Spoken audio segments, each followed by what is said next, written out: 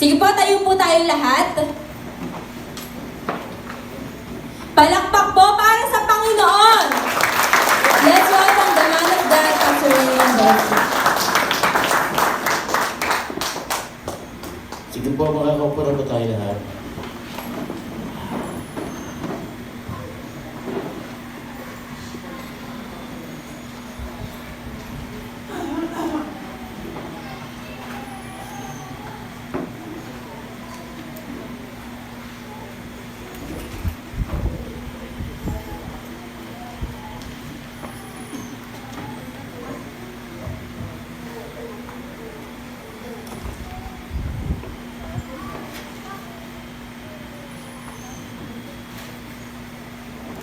Isang mapagpalang umaga sa inyo lahat. Para maiwasan ko po ang pagkahilo ay upo na lang ho ako kaya ninyo. Okay lang po ba? Yan. Supposedly ay tatakbo sana ako ng Kabiyaw, pero hindi ko na kayang gawin. Kaya dito na lang po tayo. Okay, binanggit na kanina ni Clarice yung mga simbahay natin. Ilan yung attendance namin sa mga night from houses na yan? Ang Santa Monica ay ilan? More or less. Oh. Ilan yung kaya gusto kong i-forward, malaman lang ng lahat yung pagpupagal, yung susumikap ng bawat isa. Ang inyong pong pastor ay nagsusumikap, kami po ay ginagawa namin lahat ng paraan na nalalaman mo namin na galing sa Panginoon kung paano mapalago ang ating simbahan. Gusto niyo bang lumalago o nangangamatay tayo? Di ba? Ang dapat ay lumalago. Sabi mo nga, ang hindi lumalago ay patay. Tingnan nyo dyan, ang hindi lumalagong puno, patayan. Tuod, yan ang hindi lalago. Pero hanggat may dahon yan, pagka nakakita ka ng progression dyan, lalago yan kasi buhay pa yan. Tingnan mo yung katabi mo, may buhay ba yan? Okay. O kaya, tingnan ko ilan yung Santa Monica? Ilan? 17. Ilan yung nandito ngayon? Ilan? Isa lang. Dalawa. O si Sam lang, tsaka si Ate Donya. Okay. Sige, evaluate natin Sige, tingnan natin yung kasunod ay San Pedro. San Pedro, pakitaas nga po, pakitayo nga po. San Pedro, ilan po na dito? Mami, ilan yung attendance natin ng San Pedro noong nakaraan? 2, 4, 6, 8, 9. 9 lang ang San Pedro nandito. O, balampakan natin. 9. 21 ba yung na-attendance natin? So ibig sabihin, wala pa sa kalahati ang ma-attend kaya tinitry natin sarili natin sa simbahan. Pero hindi lang yun ang goal natin. Dapat madala natin sa church lahat. Amen? Okay. Sino yung nasa Kanyugan? Pakitayo nga po yung mga nasa Kanyugan. Naku po. Apat lang po kayo. Ilan yung attendance yung nakaraan? 19. Tapos 4 kayo nandito. Nasaan si Kuya Ake? Wala na naman yung bishop natin. Wala. Si Aya, si Jolan. May mga sakit? Ako. Okay, tingin kayo sa akin, kaya nakaupo akong ganyan, ay hindi maganda ko aking pakiramdam. Pang-4 na araw na po yung pagdudumi ko ng dugo, kaya mamaya namin kukuhanin yung resulta ng check-up. Pag-pray natin na okay lang. Nabutas po yung aking bitoka sa kakakain ng pinya. Si Kuya Joe po ang may kasalanan. Bili ng pinya. Araw-araw ko kasi ako kumakain ng pinya. Sana lang, yung bleeding yung stop na. Hindi ho ako nakatulog kagabi. Nababalik sa katawan ko. Kahit saan mo baling, wala. Masama ang pakiramdam na. Kaya kinancel ko yung Kabiyaw. pagbiyahe doon. Dapat patakbo ako doon. Anniversary ng church natin doon. So, kung merong pinaka mabigat na karamdaman, siguro ay ang inyong lingkod. Kita nyo, muntik na akong masubsob ngayon. Nahihilo po ako. Namumutla ang kita nyo. Wala ng dugo. Kasi lumabas na yung mga dugo. Nasa dumi ko lahat. Kulay parang pugita o kaya kumain ka ng pan ng pusit. Yan ang dumi mo. Ay 3 araw, 4 na araw na ngayon. Puro ganun dumi ko. Kasi hindi pa ako. Pero wala po ako sa bahay. Nandito po ako. Bigyan niyo ako ngayon ng pinakamatinding dahilan bakit wala kayo sa church. Kaya sabi ni Jesus, kung ano ako, ano yung sabi ni Jesus? Walang hihigit na dakila sa Panginoon kaysa sa kanyang mga disciple. Pero sabi niya, kung dapat ako ay dumaan ng pag-uusig, dadaan din kayo ng pag-uusig at pagsubok. Pero sabi niya, napagtagumpayan ko ang mundo. Amen? Sabihin mo nga, ikaw, napagtagumpayan mo ba? The fact na wala ka rito, hindi ka nagtagumpay. Di ba? Oh, sabi ko nga sa inyo, yung kwento ko na nakarang linggo sa Palawan, makarating lang sila doon. Kailangan nila ng 200 piso para sa gasolina, para lang sila makapunta ng gawain. Tapos, may makain sila kahit paano. Pag uwi nila, hindi sila kakain sa gabi, hindi sila kakain sa umaga. Sa pag-uwi na nila sa bahay, kinabukasan, doon pa na sila kakain. Sino dito? Sobra-sobra kain nyo. Di ba? Sabi mo nga, bless ako. Di ba na? Dami natin pagkain dito. May kagabi, kainan. Punta doon, kainan. Walang gumpay na kainan. Kaya bless tayo. Dito, kahit pa paano, nawawalan tayo, pero hindi tayo naubusan. Merong dumadating. Amen? Pero itong maganda, dapat hindi yan ang nagpapatigil sa iyong paglilingkod sa Panginoon. Amen?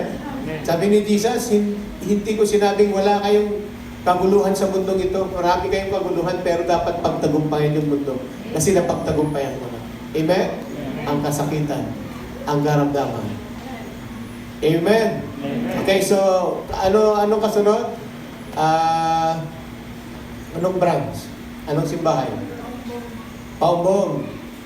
Tapos na yung Paumbong, nandito, may report na sila. Sino? Ang kasunod ng Paumbong ay? San Nicolas. San Nicolas. Ilan ang nasa San Nicolas kayo na nandito? 8. Ano no? 13 kayo sa online, yung iba. Pero 4 kayo na dito ngayon. Palakpakan natin yung 4. Ha? 8. So, 4. Ay, di ba? Ito ba yun? Ito ano? Si Ana dito. Ba't tayo ito ba yun? Meron pa dyan. Marami pala sila eh. Palakpakan natin sila. Yan. Ba, mga bagong mukha. Gusto namin kayong makilala. Nice meeting you. Okay, so pagkatapos ng San Nicolas ay nandito ang Malolos. Of course, ang Malolos.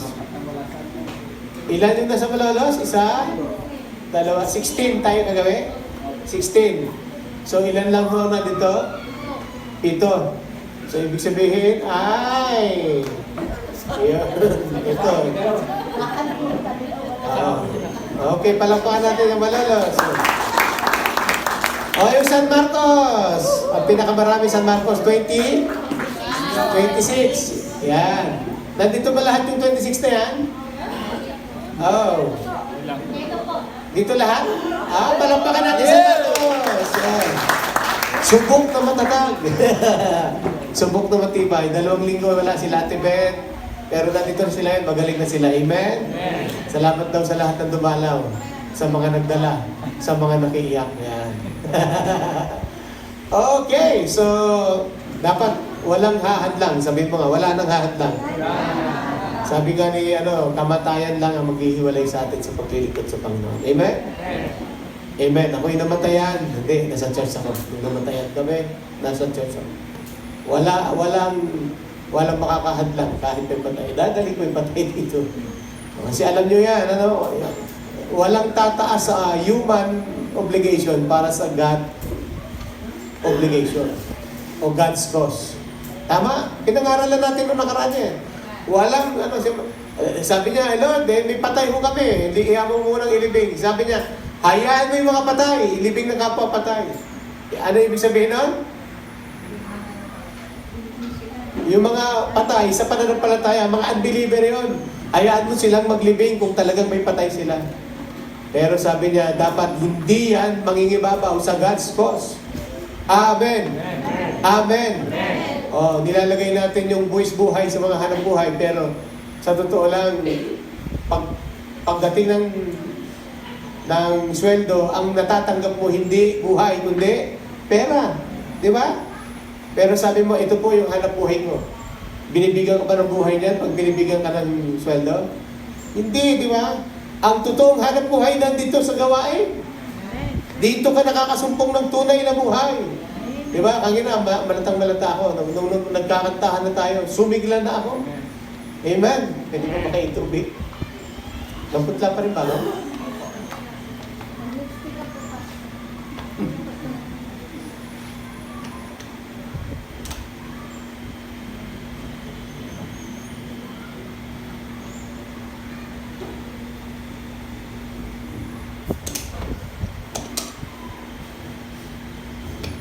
At least buhay po tayo. Amen? Amen. Okay, thank you very much.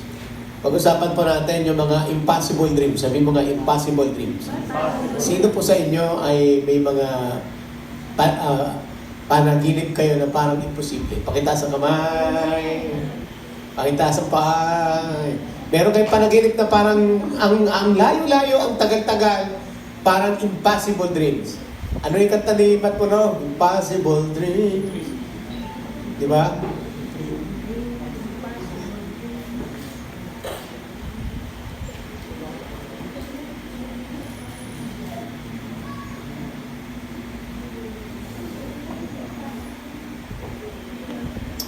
Okay, meron pong lumabas ngayon na parang heretics teaching about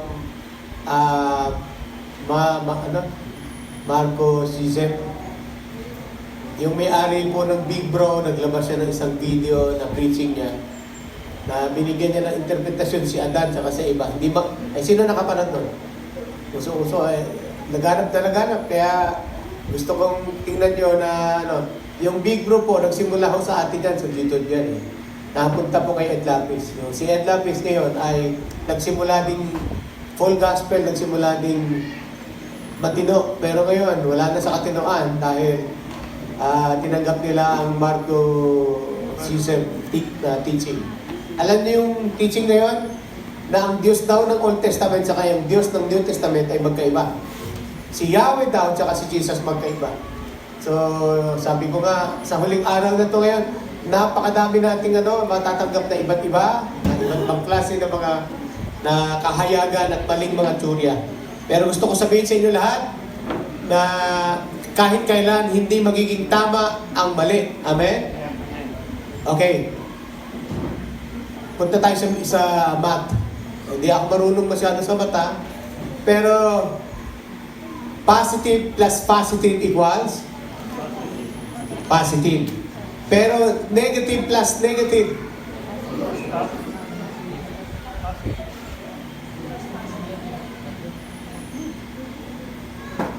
Okay, logic.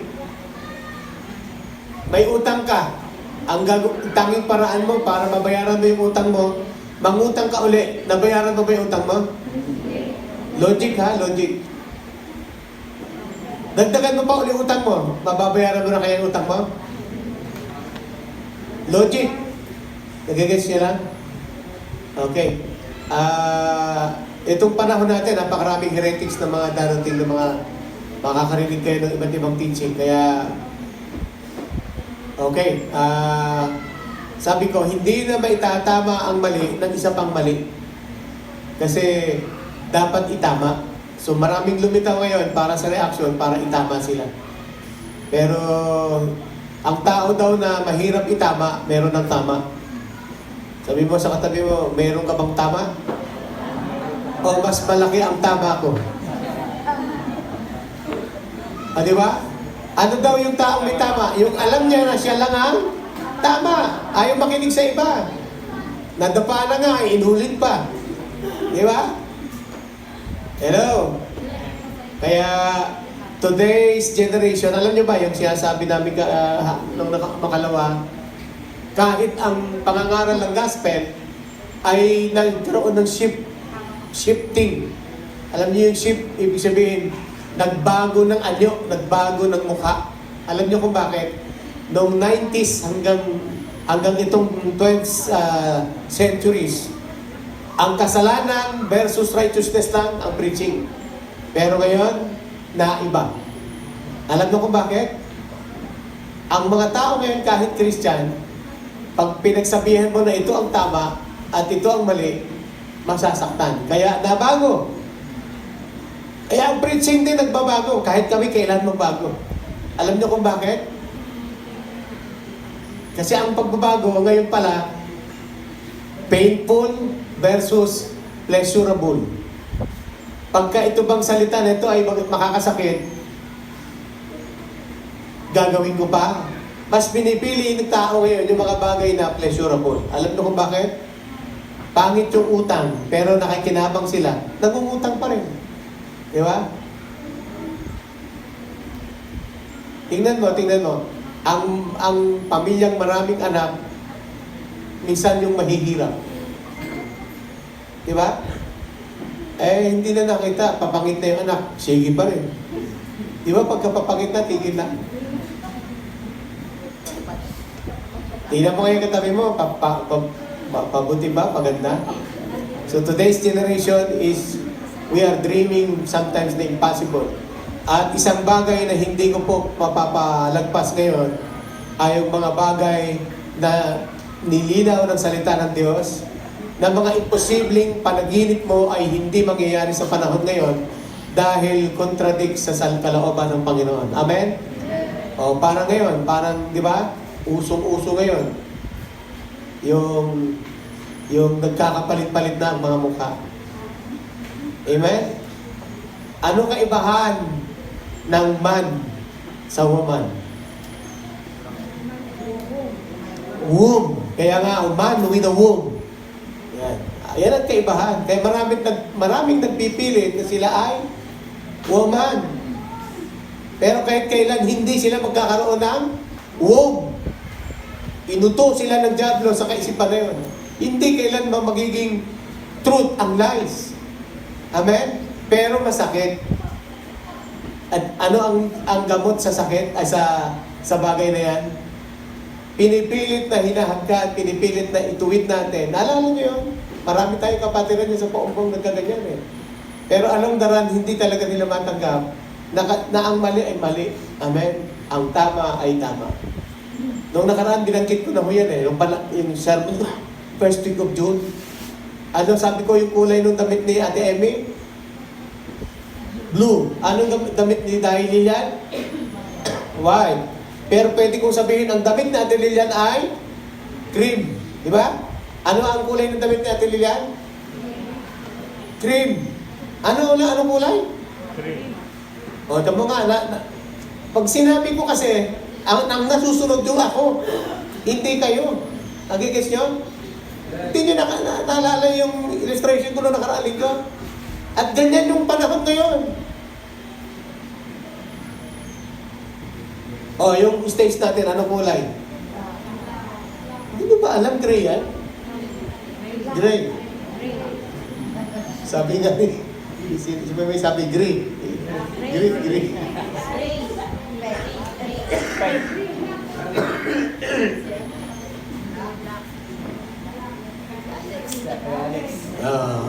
Kaya takanta sila, ano ba yung kayong gray? Ano ba gray? Ikaw ba yung si Alex na? Ano ba yung gray? Ulit kami, gray. Okay. Isang bagay na imposible na hindi dapat mabago. Number one, the sin without consequence. Kasalanan na walang karapatang kapalit. Sabihin mo nga, sabi nga, enjoy now, pay later. Kasabihan ngayon, di ba? Di ba? Yung pwede kang mangutang ngayon, pero bayad ka ho mamaya, di ba? O kaya sa sunod. Tulad sa mga credit card, di ba? Okay. Basahin ko lang sa inyo yung talata. James chapter 1 verse 15. Samahan niyo ako. James chapter 1 verse 15. Santiago, sabi rito, kapag ang nasa ay tumubo at nag-ugat, ano po yung sinabi niya? Nasa, sidhi, ibig sabihin nasa, motibo, yan. Ay tumubo at nag-ugat sa kanyang puso, magbubunga ito ng pagkakasala. Kapag ang kasalanan ay lumala, ito'y hahantong sa kamatayan. Nandiyan ba? Nandiyan ba? Yun. Okay. Naintindihan niyo ba yung nasa? Urge. Urge.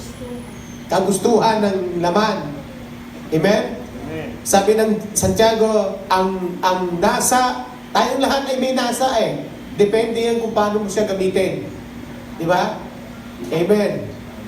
May kausap po ba si Pastor? Amen. Huwag niyo ako pahirapan. Nahirapan ako.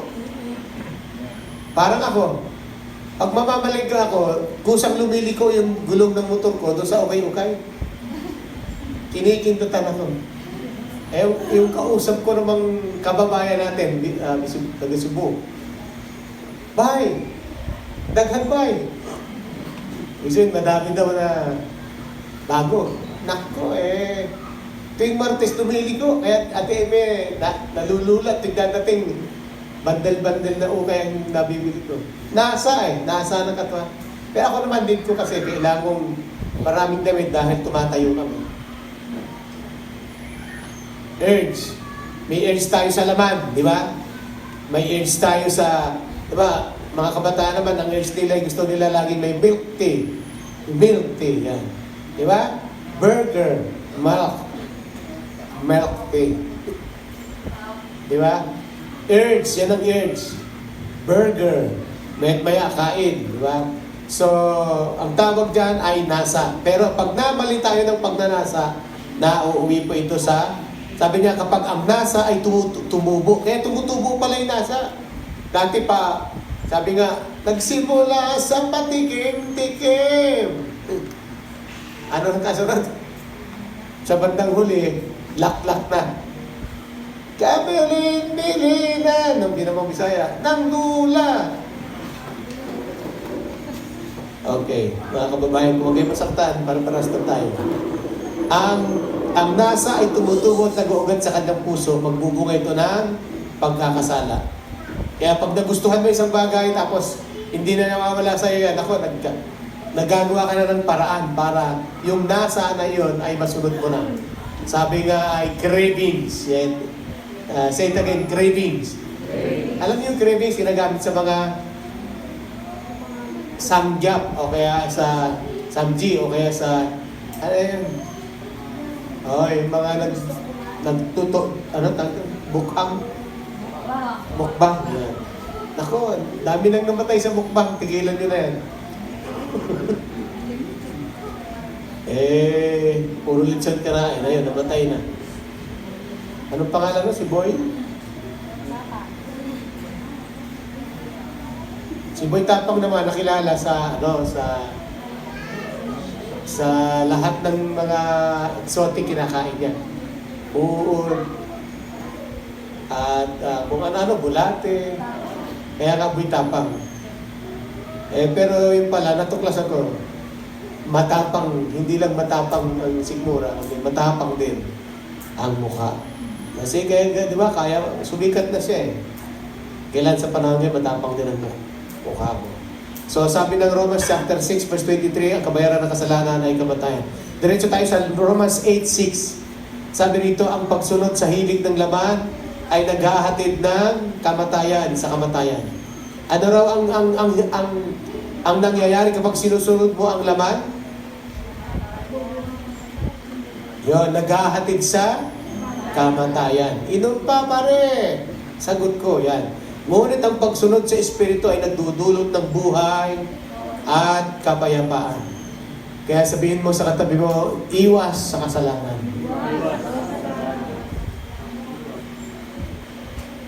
Okay, napapanood natin yung popular na pelikula ni Superman. Si Superman ay isang Tagalog ng myth, isang katang-isip. Galing ni Superman, di ba? Napanood nyo ba yung bago yan? Husay niya. Ilang naging legend na yung kanyang history. Napakaganda ng kanyang karakter na nabuo dyan kay Superman. At kaya gawin ni Superman, magbuhat, maglumipad, patigilin ang mga bundok, at talagang mga eroplano, ililipad, husay, na maraming na isasalba. Kaya lang, may kahinaan si Superman. Ano ang kahinaan ni Superman? Ano tawag doon? Kryptonite. Kryptonite. Pagka nadikit sa kanya yon, lalapit sa kanya yon, manghihina siya at unti-unting mamamatay. Alam nyo ba, sabi mo sa kanila mo, hindi pa. Mahusay kang ginawa ni Lord. Mahusay ka. Lahat tayo may husay.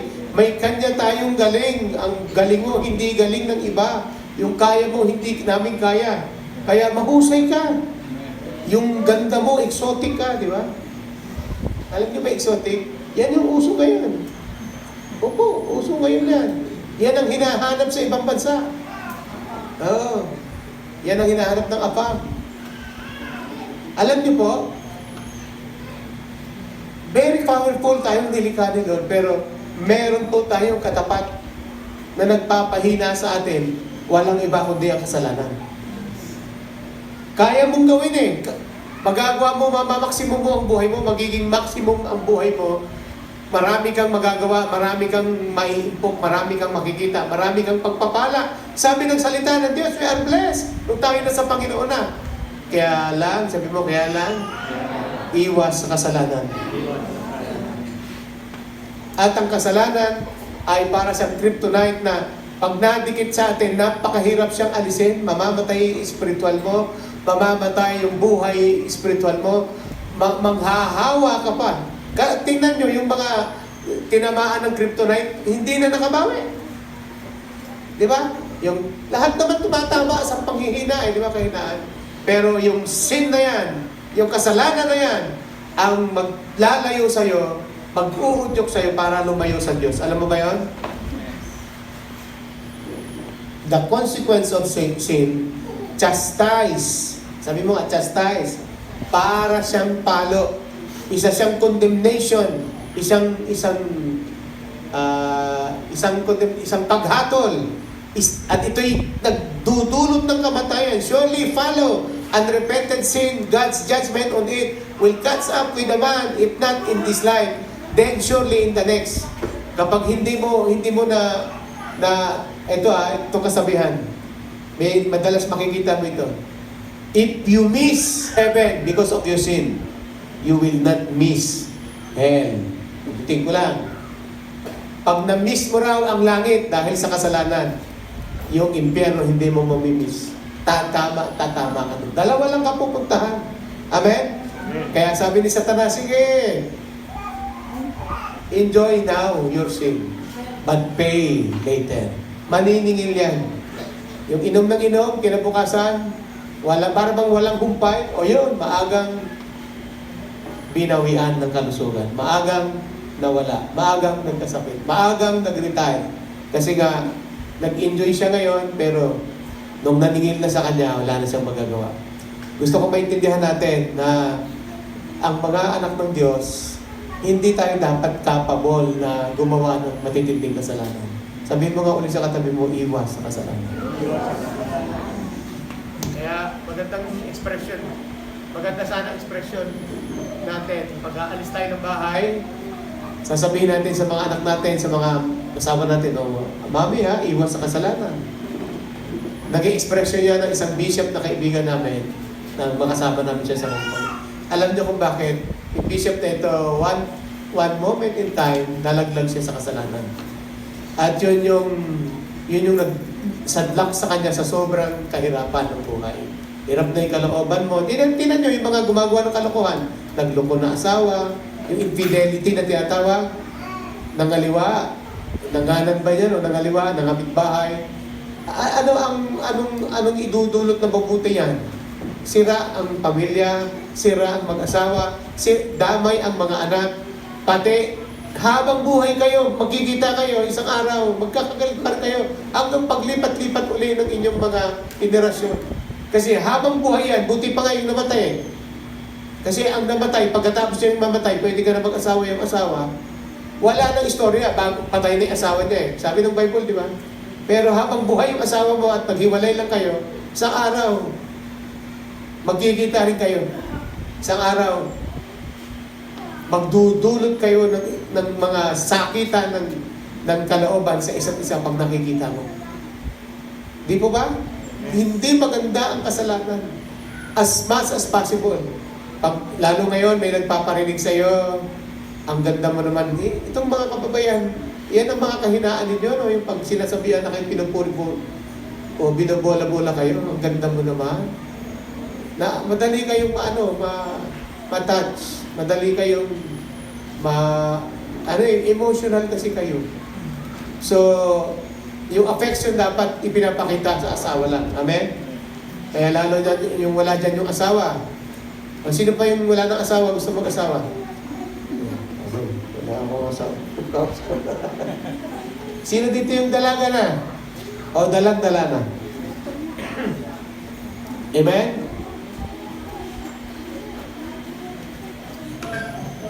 Imposibleng panaginip. Ang number one, yung gagawa ka ng kasalanan pero hindi ka sisingilin.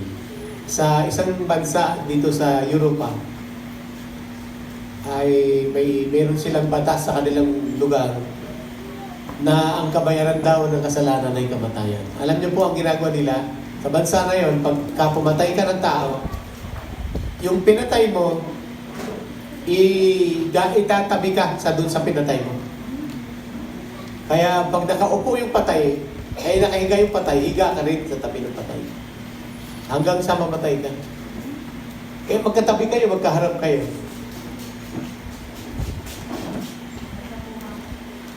Kaya ini-imagine ko kung ganyan yung parusa dito sa atin. Marami siguro magiging matuwid. Bakit ho? Sa bansa natin, talamak ang ginagawang kasalanan. Kaya nga may batas, ayaw naman sundin. Bakit maraming nababangga, maraming disgrasya? Ayaw sundin ang batas.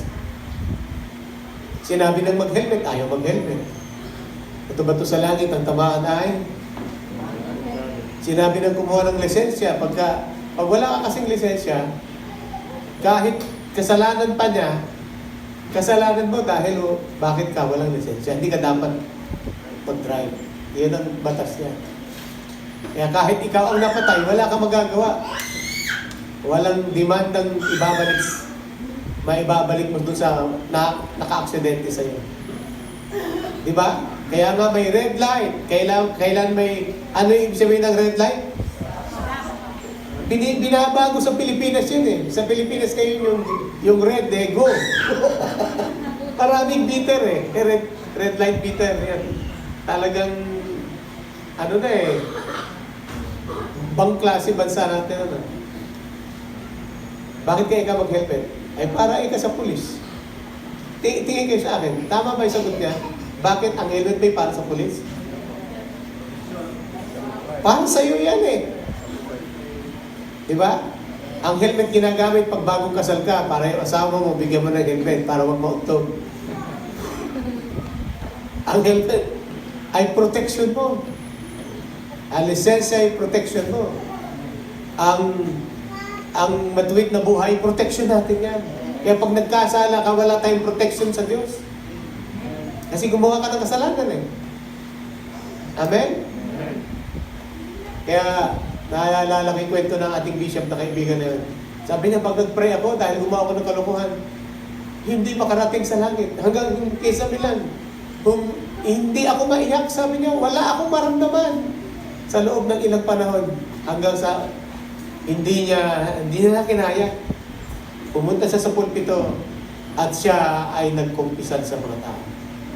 Doon lang siya, sabi niya, ready na akong aalis. At ano mang parosang gagawin niya sa akin. Pero sabi sa kanya ng Panginoon, huwag kang aalis. Ang tupa ng Panginoon ay ingatan mo. Pagkakalat kanya-kanya ng kalat yan. So hindi siya umalis. Minahal siya lalo ng tao dahil siya ay nagpakumbaba. Sabi niya, hindi ako tatayo sa loob ng isang taon para parusahan yung ginawa kong kasalanan. Sabi mo nga, consequence. Ulitin ko lang ulit. Sino nakakaalam ng truth and consequence? Nalaro. O, di ba? Sana sa bawat hatbang, sa bawat kaisipan, nagagawa tayo ng truth and consequence, ay ng sin. Tingnan mo yung consequence. Ano ba ang mahihita mo? Ano ba ang mangyayari sa pamilya ko? Ano ba mangyayari sa atin kapag pinayagan ko ito? Yung impossible dream na yan, na ako ay naggumawa ng kasalanan, pero ito pala ay hindi pwede sa Panginoon. Hindi pwedeng yakapin ng Panginoon. Amen? Nabasa ko na ba? Sabi sa Numbers 32:23, sabi niya, ngunit kung hindi niyo gagawin ang inyong sinabi, magkakasala kayo laban kay Yahweh. At ito ang tandaan ninyo. Tiyak na pagbabayaran ninyo ang inyong kasalanan. Sabi mo nga sa katabi mo, Jack yun. Jack yun. Nagsinungaling ka sa asawa mo, nagsinungaling ka sa nanay mo, di ba? Alam ng nanay mo, nag-aaral ka, may boyfriend ka pala. Pupunta ka lang doon sa sulok-sulok. Mingi ka pa ng bao. Diba? Dami pong record, ito pong San Pedro High School, napakarami pong tragedy na nangyari din. Alam ni Ann yan, yung mga nangyari sa mga anak niya. Yung mga nangyari. Ako, gulat si Ann, hindi niya alam. Video na lang. Yung mga pinagagawa ng mga anak niya. Lalo na yung pangalan. Ang bira, nakita mo yung video niya, nakipagsabunutan, tapang niya, grabe talaga. Diyan, matindi. Dami dyan sa nangyari dyan. Nagpupunta pa sila dito sa may gawing tulay dito sa para magbabag, parang may sabong. Tapang ng anak nito. Kaya buti na lang na ikaw sa po ba ako rito? Ganyan yung Diablo. Pay now. Ay, do it now. Enjoy now. And then, pay later. Kaya minsan hindi natin masabihan yung anak natin kasi tayo mismo gumagawa. Sabihin mo natin lahat, iwas sa kasalanan! Siguro hindi ako makakatagal. Number 2 na lang tayo. Isang bagay ng mga imposibleng hindi pwedeng mangyari sa buhay natin. Yung magkaroon ka ng growth pero hindi ka nagsasubmit, nag-aaral, at dumadala. Okay? Spiritual growth without simbahay and training. Okay? Spiritual growth. Sabi po, spiritual growth. Sabi rito, Colossians chapter 4 verse 2, the true Christian is born spiritually. As such, ang totoong Kristiyano daw ay talagang ipinanganak kang Kristyan sa puso mo, nagkakaroon ka ng matinding uhaw na gawin ang salita ng Panginoon sa buhay mo. Kaya ang totoong Kristiyano, ang isang Kristiyano po ay ang isang matinding palatandaan na ikaw ay talagang Kristiyano. Sabi mo nga sa katabi mo, Kristiyano ba talaga ako? Yeah. Ay nagkakaroon tayo ng matinding conviction sa loob ng puso natin, sa kaibuturan. Sino sa inyo nararamdaman nyo yan? Yung bang, parang mali yan. Parang hindi maganda yan. Pag meron kang ganyang nararamdaman, ibig sabihin niya na ay talagang totoong anak ka ng Diyos. Ngayon, lalago yan, uunlad pa pati yung knowledge mo kapag ka pinapractice mo yan. Sabi ng 1 Peter chapter 2 verse 2, sabi niya, manabig kayo, at gaya ng sanggol, kayo'y manabig sa dalisay na gatas na espiritual upang lumagay sa pananampalataya hanggang makamtan ninyo ang ganap na kaligtasan. 2 Peter 3:18, magpatuloy kayong lumago sa kagandahang loob. Saan daw lalago? Sa kagandahang loob at pagkilala sa ating Panginoon kapag ligtas na si Jesus Christ. Sa Kanya ang kalulatian ngayon at magpakailanman. So ang totoong Christian, yung totoong imposible daw na lalago ka na wala kang gagawin, na hindi ka na-attend ng simbahay, hindi ka attend ng cell group, hindi ka attend ng... Imposibleng lalago ka, paminsan-minsan ka lang pupunta. Sino dito yung valedictorian? Sino valedictorian? Cum laude nung graduate ka. Sino dito na lang na naging tawag Dean Listers? Sino na lagi sa Dean Listers? Ayan, may mga kamay, ano? Sarap, ano? Sarap na maging listers din ka. Nalagay ka doon sa listahan ng mga honor. Amen? Amen. Sarap. Pinaparangalan ka. Pero ikaw, tatanungin kita, nalagay ka ba doon nang hindi ka nagsikap, hindi ka nag-aral ng mabuti? Nalagay ka ba roon na minsan ka lang nagpapa-check ng attendance? Ma'am, may agaot, ma'am. Ma'am, sensya na ma'am, nagtatrabaho pa ako pag alis ko dito. Diba? Ang mga talagang dalubhasa at mabibilis, ano, makikita mo talagang naando doon, babad sa kanyang pag-aaral. Amen? Kaya imposible ang lumago na hindi tayo nag-aaral, hindi tayo nagtitraining, na hindi tayo babad sa gawain ng Panginoon. Amen. Amen. Kaya yung, paano malalaman ng isang Kristiyano na hindi pa lumalago? Number 1, matampuhin. Aray ko, meron na namang. Sino dito matampuhin? Number 2, mahina. Diba? Hindi lang napansin, hindi lang kinibo, nagtampo na. Amen? Sabi mo nga dito, meron ba tayo ganyan dito? Pinatamaan pa ika, ako ni Pastor.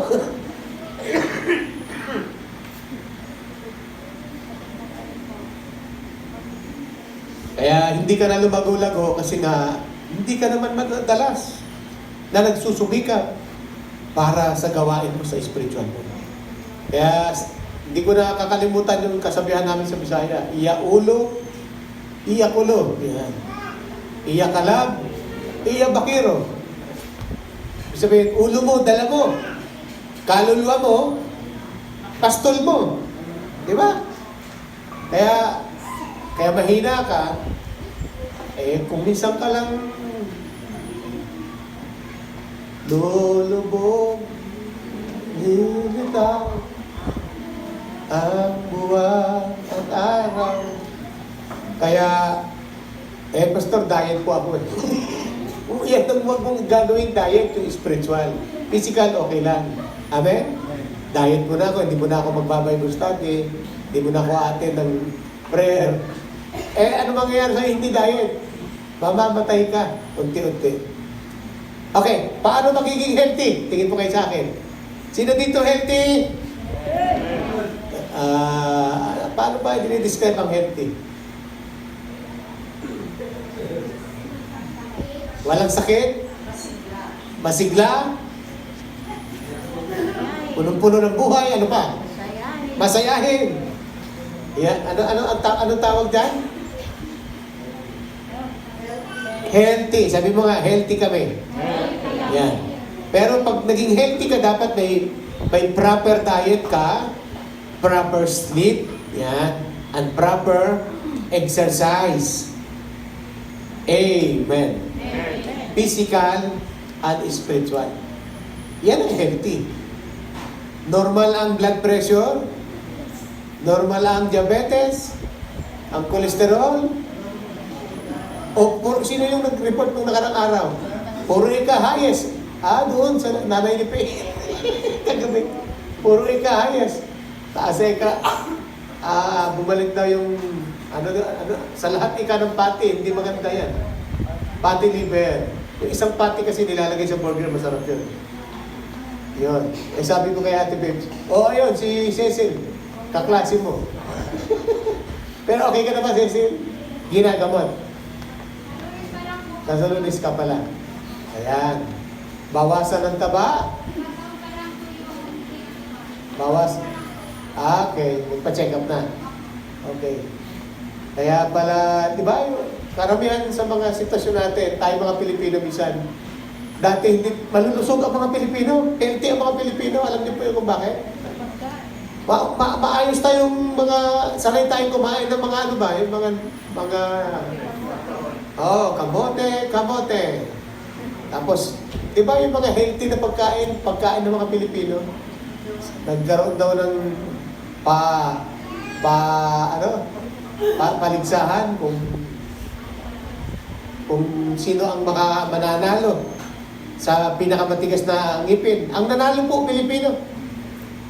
At pinalampakan. Palakpakan ng Pilipino!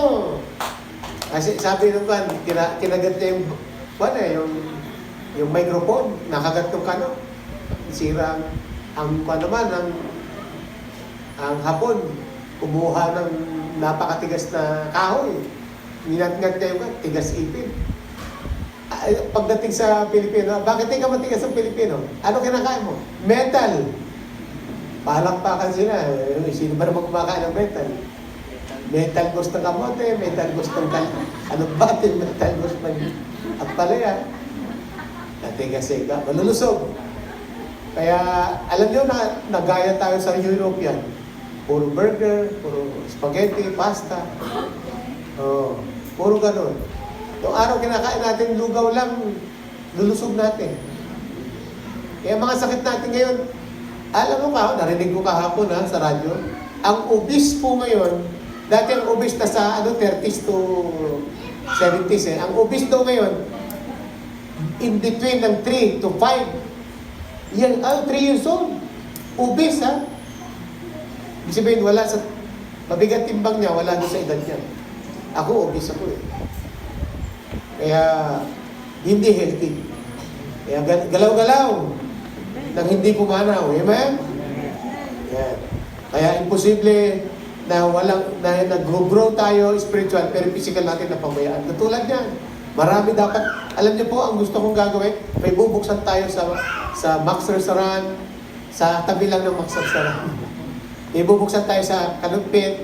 Naka-ready na po yan. Nagagaroon breaking na kami doon. Pinunta na namin nila po yan doon. Jojo, tsaka yung Kwento din nung nakarang araw. Ready na. Tatayo po tayo ng coffee shop. Talagang ngayon, natira tayo sa kalusugan. Hindi tama ito. Amen? Kaya sabi ko dyan, hindi ka na magtatagal dyan. Hanggang ngayon ka na lang. Amen? So, ano yung dalawang bagay na napag-aralan natin?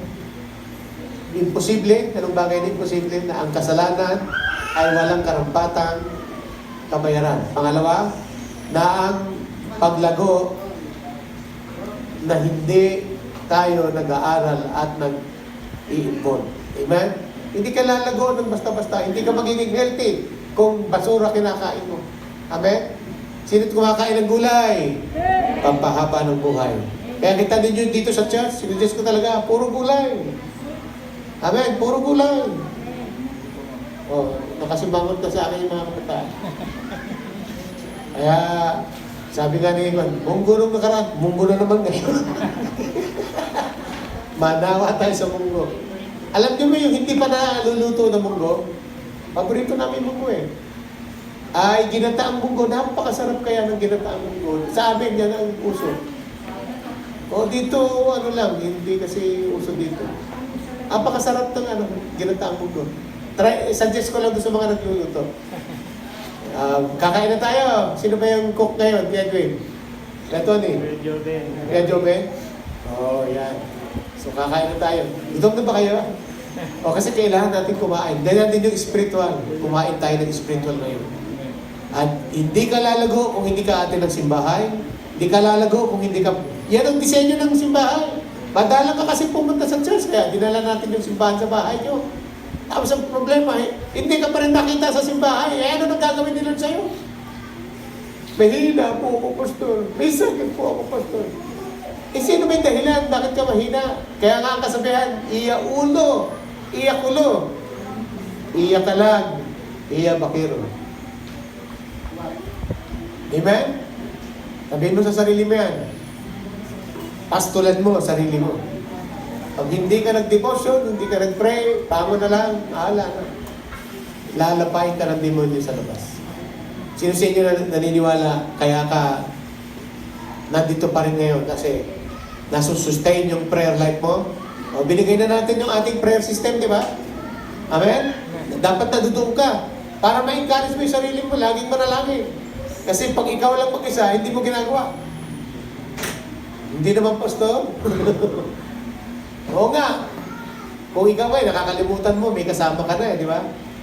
Pero lalo yung nag-iisa ka na lang. Mas maganda, nare-remind ka na ikaw ay kailangan lumago. Kailangan, alam niyo po, i-share ko sa inyo ng ang matinding battle ho ngayon na dapat ilagay sa prayer. Bibigyan ko kayo ng prayer list. Ay, di ba, nagpe-pray kayo ng family. Ang matinding battle sa family, yung pagkabahabahagi ng family. Napansin niyo ba nung pumunta tayo dito sa lugar na to? Sa dami natin nung nanggaling doon, karamihan doon wala na. Pinaghiwa-hiwalay ang family. Tama ba ako, medyo? Napunta tayo dito, hindi na sila sumama. Dami talaga. At yan ang struggle natin. Pinaghiwa-hiwalay tayo ng mga sitwasyon, ng tirahan, kung saan-saan. Tapos, yan ang ipag-pray nito, yung unity sa family. Amen? Mawala yung division.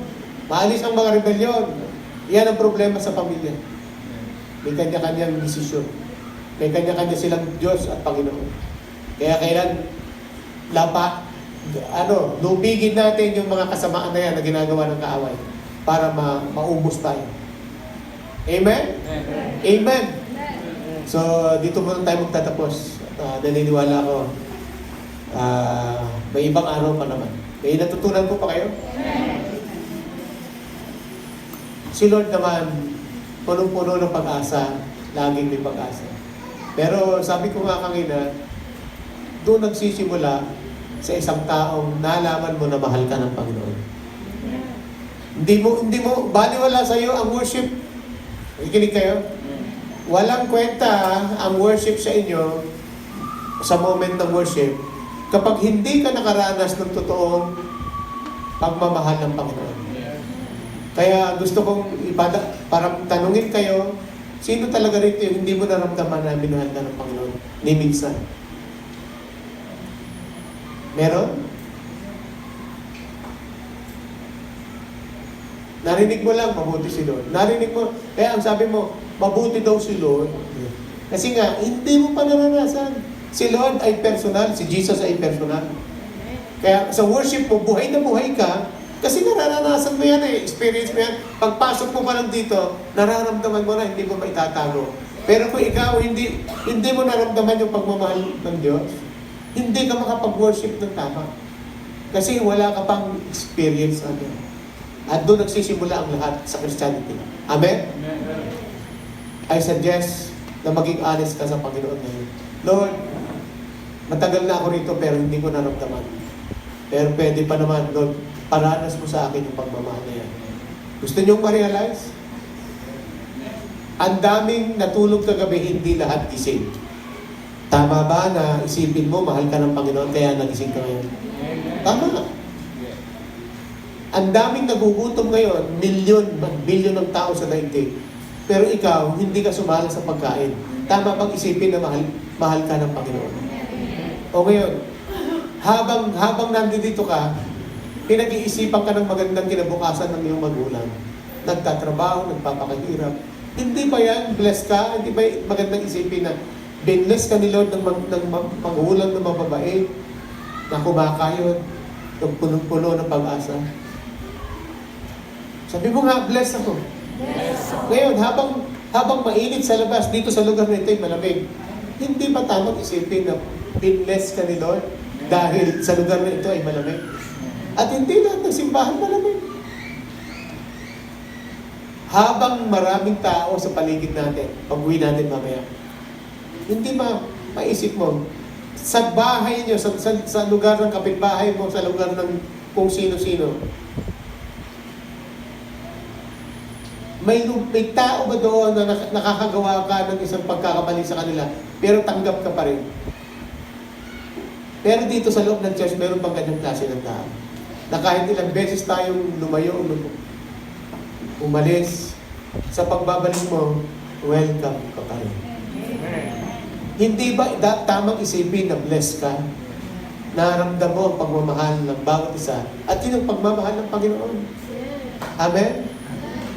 Kung alam mong ikaw yun, bakit hindi kayo yumuko? Samahan mo ako sa pananalangin ngayong umaga. Alam ko, Panginoon, kinakausap ko na kami. Alam namin, Panginoon, blessed na kami. The fact na kami ay nabuhay, humihinga, ngayon ay malusog. Dinala mo kami sa dakong ito. Marinig ang magandang balita. Tulungan niyo kami, Panginoon, na hindi kami mawalay dun sa kagustuhan mo. Hallelujah. At ang pag-ibig na yan ay gusto pa namin i-reach out, Panginoon. Gusto ka pa namin matutunan, mahalin. Pero ikaw ang unang nagmahal sa amin. Hallelujah. Hallelujah. Hallelujah. Alam mo, kahit hindi ka dumalo, si Lord pa rin. Pero ang nangangailangan na ikaw. Kahit wala ka sa lugar na ito, si Lord mananatili doon. At hindi natin kayang pagmamalakihan si Lord. Ang dapat na gawin natin, habulin natin si Lord. I-reach out natin si Lord. Hallelujah. He is holy forever. Thank you, Jesus. Sabihin mo lang na maikli, sa maikling panalangin ito, Panginoong Jesus. Magpapasalamat ako.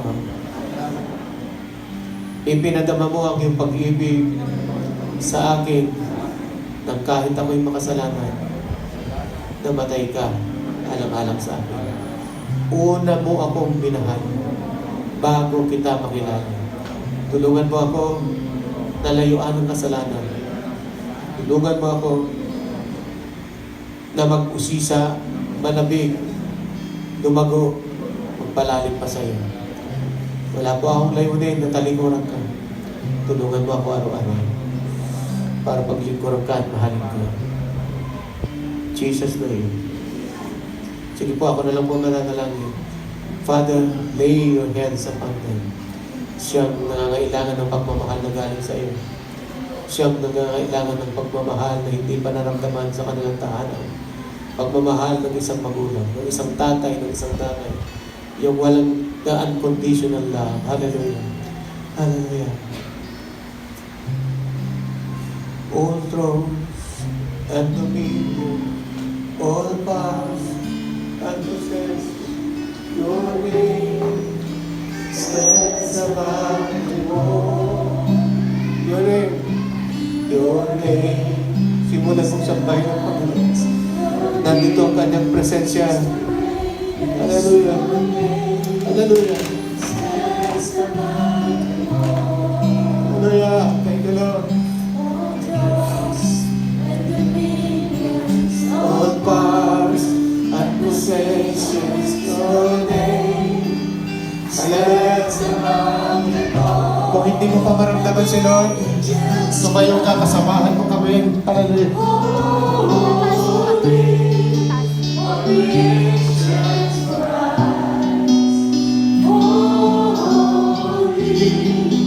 You are lifted high, holy, holy forever. Your people sing, holy to the King of Kings. Holy, you will always be. Holy, holy forever.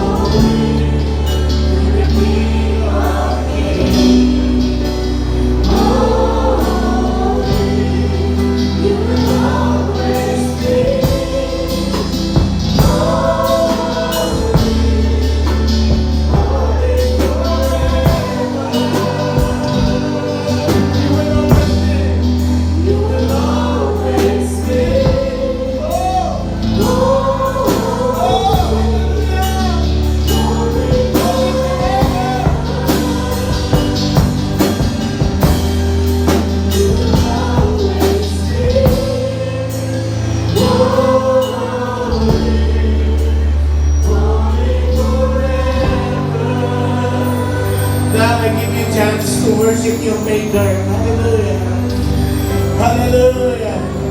It's a wonderful time to be with Jesus today. Hallelujah. He's a wonderful God. He's a loving God. Hallelujah. He's an awesome God.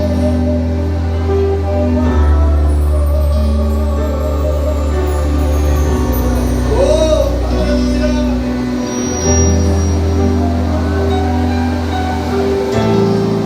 You are holy. Holy Lord.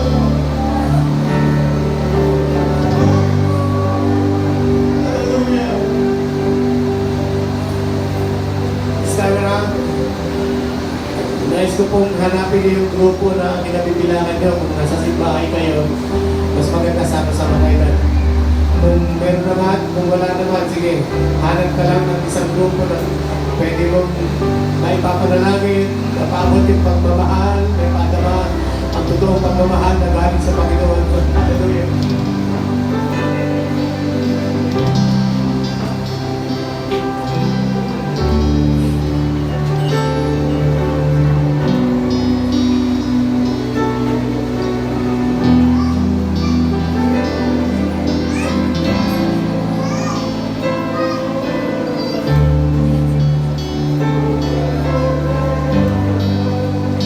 Oh, thank you, Lord. Oh,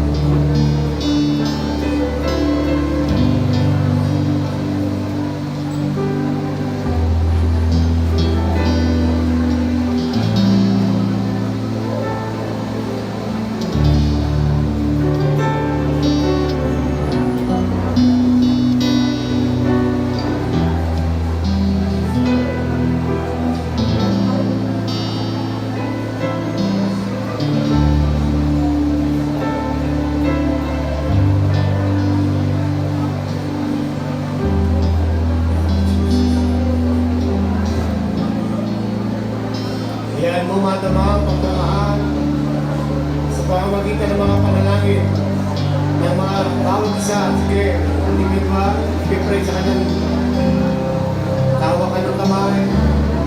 Taas natin ang bawat isa sa panalangin.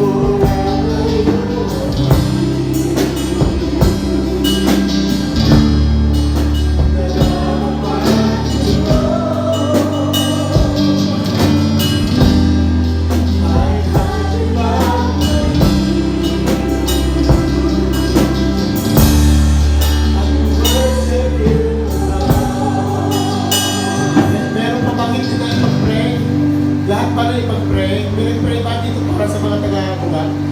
Will pray? Meron? Okay. Lahat ng may grupo na may pag-pray kayo?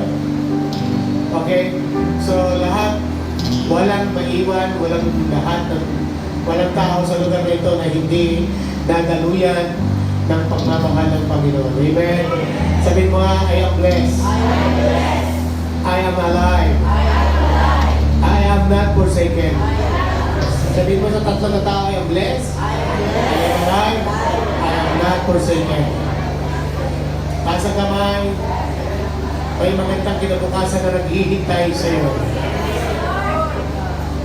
The brighter and good future is yours. I declare the hands of God be with you. I declare the open heaven will be with you. Now, in the name of Jesus, walang demonyo na makapaglalayo sa iyo sa pag-ibig at pagmamahal ni Kristo. Ang Diyos ang mag-aakay sa iyo sa araw na ito, magpalago at magpaunlad at mag-iingat sa inyo. Sa ngalan ng Ama at ng Anak at Espiritu Santo, ang lahat ay magsabi ng Amen. Yes!